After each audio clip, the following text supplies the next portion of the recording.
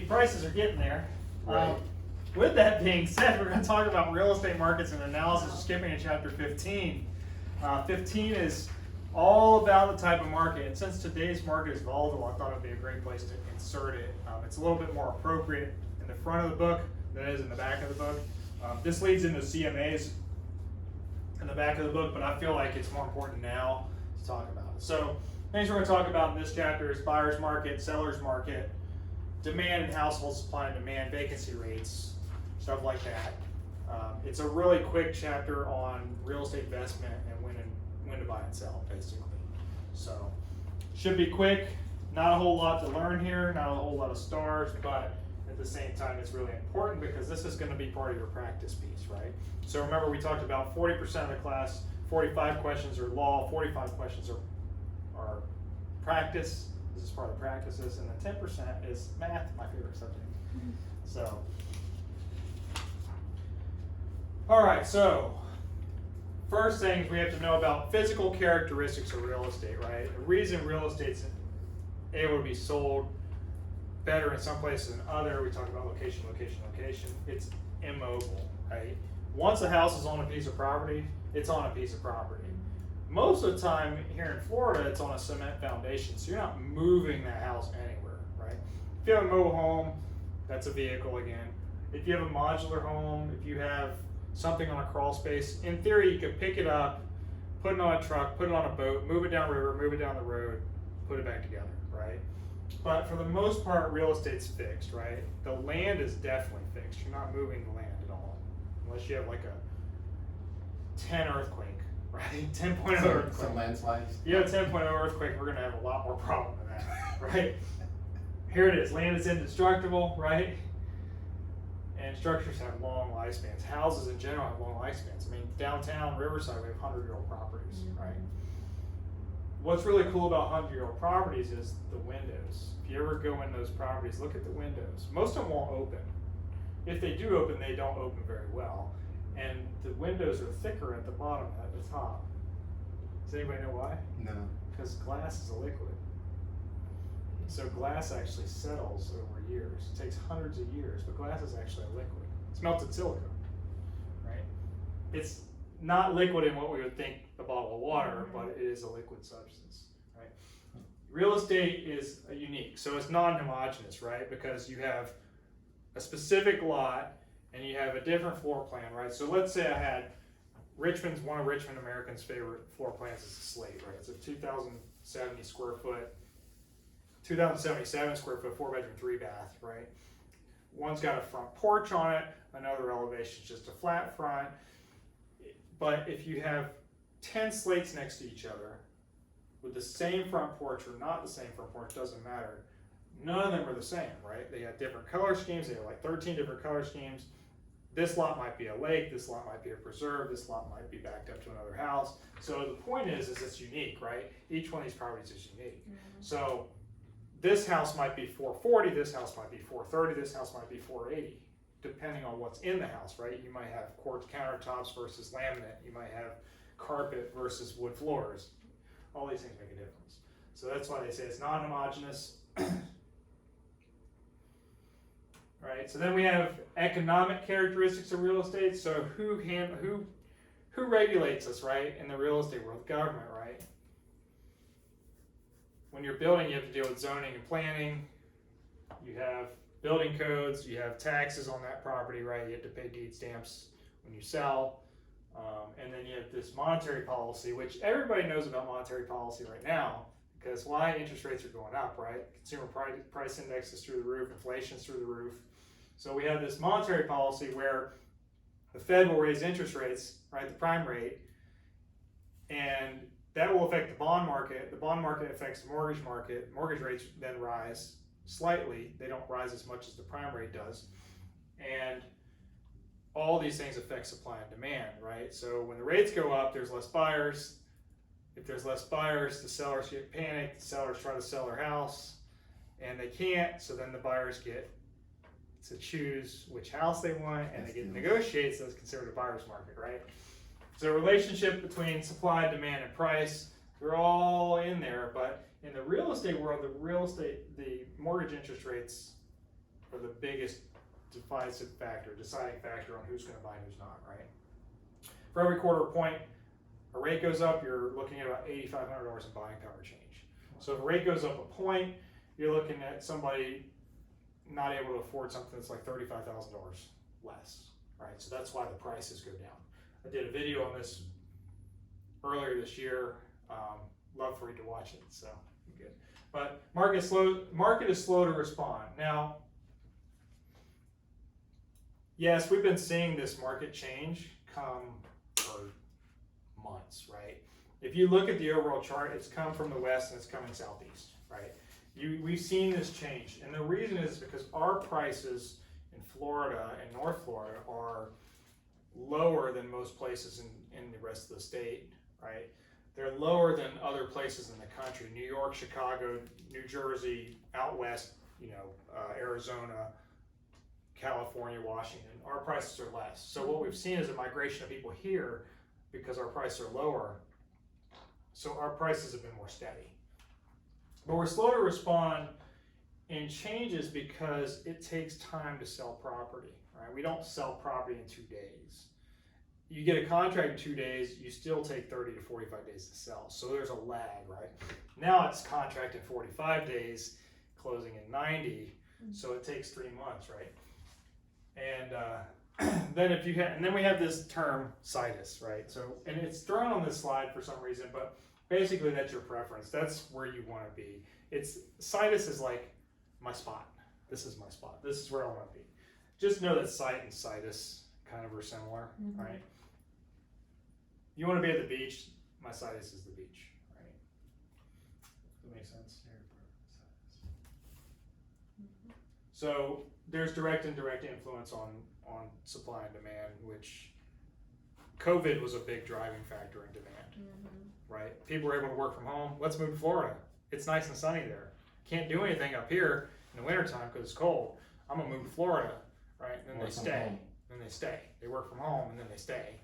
And then our prices go up. And then people who live here can't afford it, right? So it's kind of what's happening in today's market, but it's direct and indirect, right?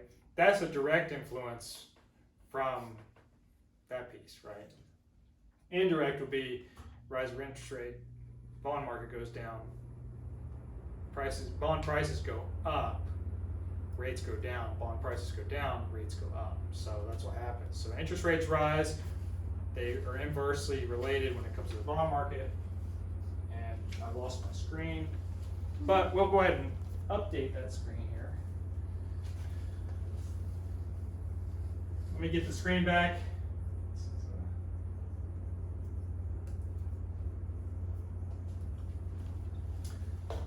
And move to the next slide.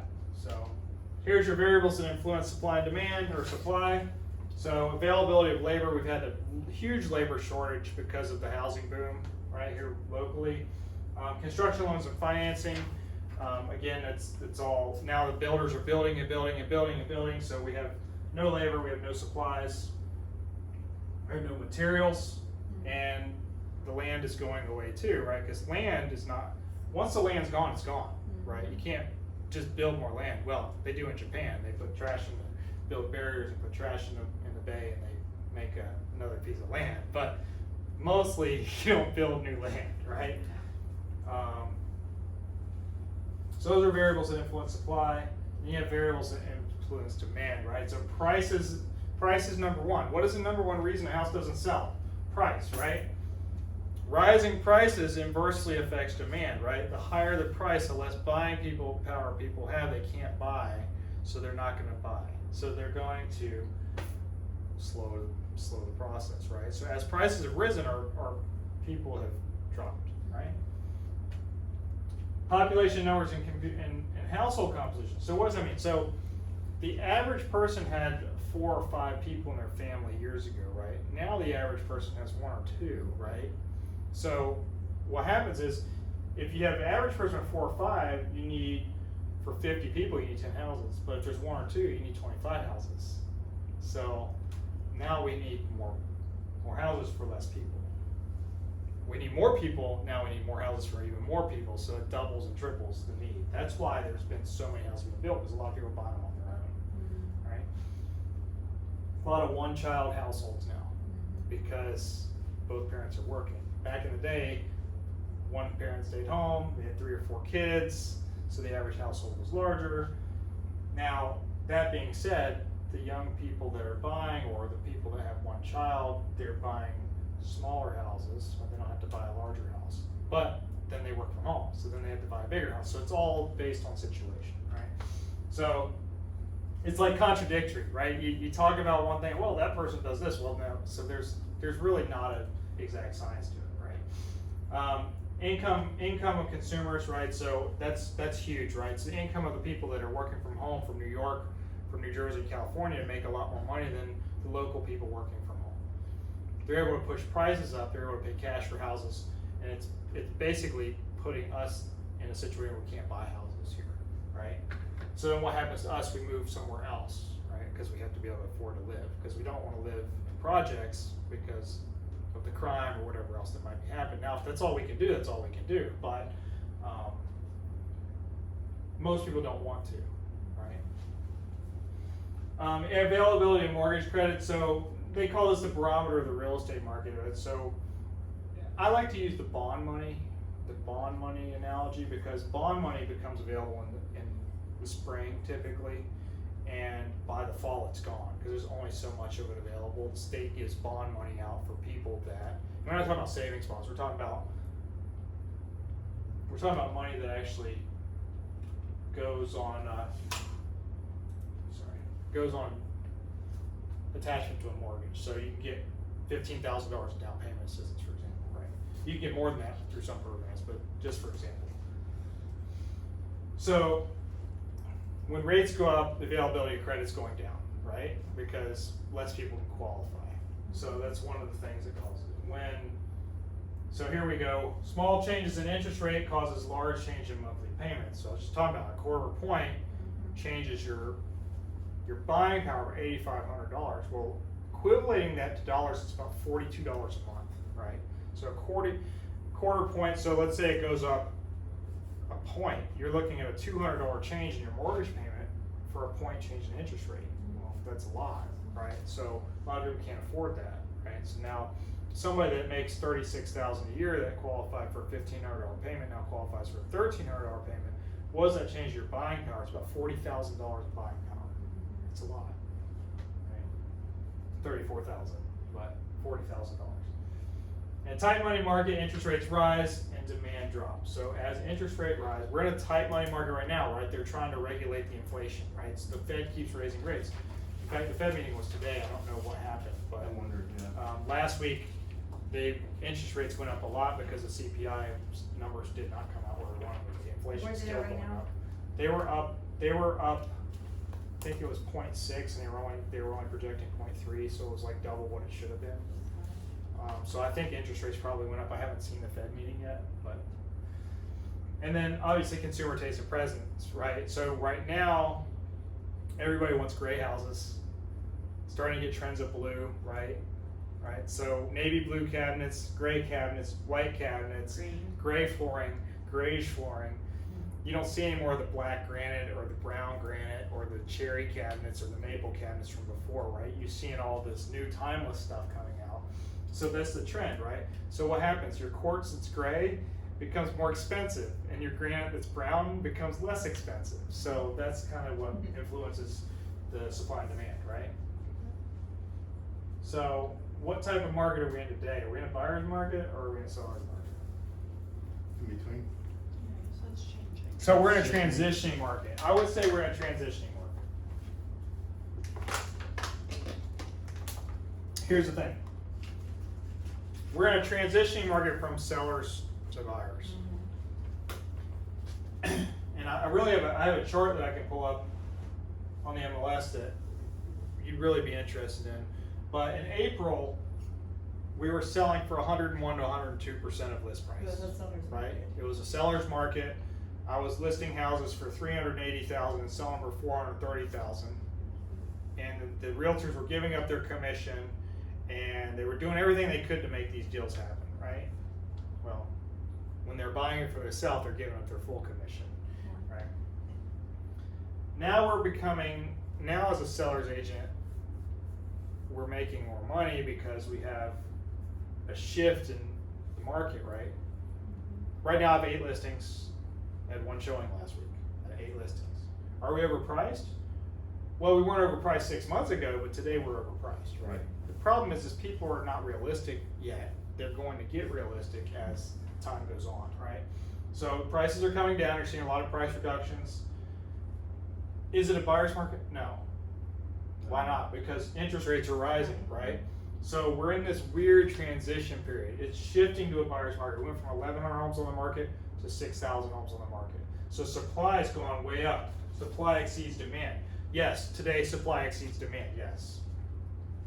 Buyers are getting better price and terms, yes. We are shifting to a buyer's market. I'm getting negotiation. Better negotiation. Getting boats thrown in with houses, getting closing costs paid, getting all this. So the terms are getting better. The prices are getting better. Prices are not better yet, but they're getting better, right?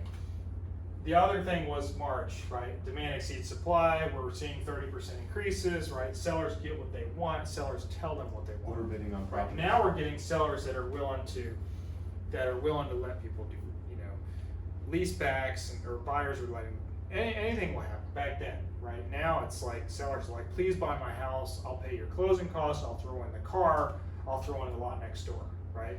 It's not that bad yet, but it was. Back in the early 2000s, they were actually giving away lots. If you bought a house, they were giving a lot to you next door, right?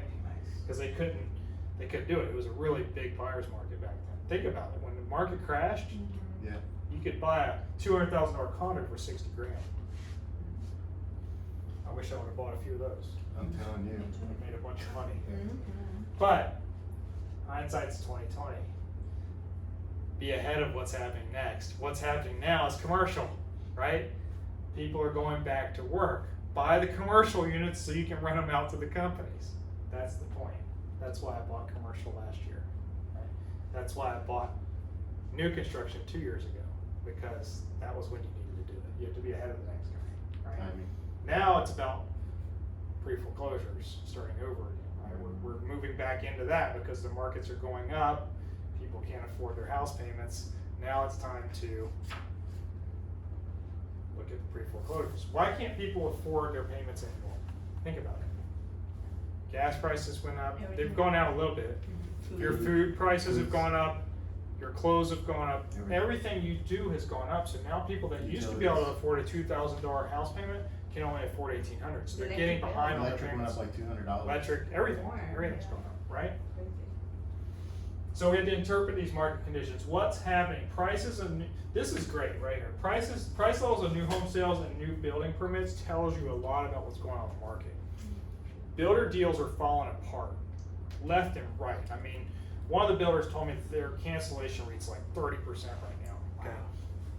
Here's the reason. Because prices have gone up so fast and now interest rates are rising, people, instead of closing on these houses, are walking away. They don't qualify anymore. They either don't qualify or they don't want to be in a negative equity situation, right? Because now the builders dropped their price $30,000. I'm not buying a house for $450,000 that you're selling for $420,000 today. Not doing it. Not doing it. I would walk away all day long. Any smart investor would walk away. So that's number one. Building permits are going to be down because they're going to quit spec building. They're going to start dirt building again, right? Remember we talked about tract homes, right? Well, tract homes they're speculation building, right? Spec homes are when they don't do anything, right? They pick it all for you, It's not right? custom. Tract homes is model homes that you're building a floor plan on a piece of property. That's not going to happen anymore. They're going to wait, and you're going to basically do either semi-custom, custom, or go back to starting the building process when you do dirt. So build times are actually going to increase because they're not putting permits out there anymore. Build times are going to go back to 12 months versus 6 months because they've already started the process for you in those spec and tract deals, right? So vacancy rates, low vacancy rate and more in the rental world. Think about this. Low vacancy rate, what's happening? Rent prices are going up. If rent prices are going up, more people are going to try to buy, right? So the demand for housing is going to go up, right? So we're in a unique situation where institutional investors have gotten us in a real big pickle right now, right? So they're buying up all the vacant houses and renting them. So now the prices are all going up for rentals. So now rental people are trying to buy too. Well, now you're competing with institutional investors. It's a catch-22, right? And then sales volume. Number of homes sold is going down, right, in this market. So now inventory is going up. Things are coming back on the market. Inventory is going up. And so we're definitely turning into a buyer's market. So we have to look at what's going forward, right? 6 months ago, I told people this is what was going to happen, and today it's happening. I don't see a change until March. When do you think it's gonna? March, flip April is completely? going to start. March or April? March or April is going to change a lot more. It all depends on the interest rates, but I think interest rates will approach 8%. And when they do, that's when we're going to see a Really see dramatic it. drop in sales. Right? We already do see a dramatic drop in sales. A lot of realtors are quitting now. But that's it. That's. Oh wait, sorry. That's sorry. I thought it was it, but the screen went off again. So we talked about occupancy rate. This is a math question. We're going to cover math later, but basically, occupied unit divided by your total units is your amount of occupancy, right? Vacancy rate would be the amount of empty units divided by your total units. Pretty simple math, like anybody can figure out. If you have 20 units and 2 are empty, then you know 5% of it's empty. Right. Pretty simple, right? If you have 20 units and 10 of them are full, you know 50% is empty or 50% is occupied, right? Pretty simple. This is how you calculate it. We'll do some practice math questions on it, but this one's so simple, I think everybody can understand the concept, right?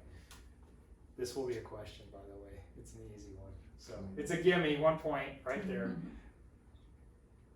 Here's the vacancy rate. It's the opposite, right? They teach it as subtraction.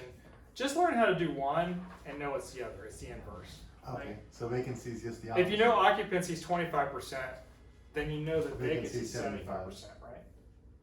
What's that? Easy, right? Yeah. Vacancies, he's got it. That's it. Told you that chapter's a simple chapter. Easy peasy. Any questions on that chapter?